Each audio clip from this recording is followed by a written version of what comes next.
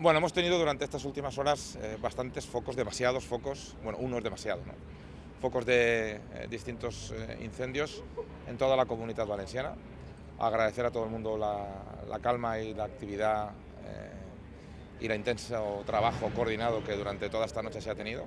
En este momento el único que queda es el más grave, que tenemos aquí en el interior de la comarca de la Safor, con unas rachas de viento que ahora han bajado un poco. Anoche llegamos a estar en 110, 120 km por hora, ahora mismo estamos en 30-40, pero no tiene previsión de bajar. Parece que a lo largo de la tarde tendremos alguna ventana de oportunidad, como me transmite la consellera y todo el equipo. Yo, en primer lugar, quiero daros los datos de hectáreas quemadas. Estamos en estos momentos aproximadamente en unas 2.000 hectáreas quemadas. Hemos evacuado y se han evacuado aproximadamente unas 850 personas, sin riesgo, ni daños, ni heridos de ninguna clase, afortunadamente.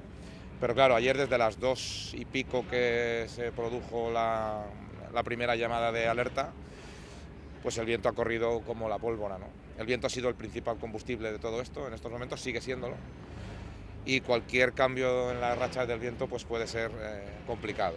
También para rematar este punto, el problema más grande que tenemos ahora es el financiero, el descubre. Todo lo que está ocurriendo en la Sí, zona. sí, también la media afección esa. Pues es lo que hay, ellos no lo harían. Ellos no lo harían.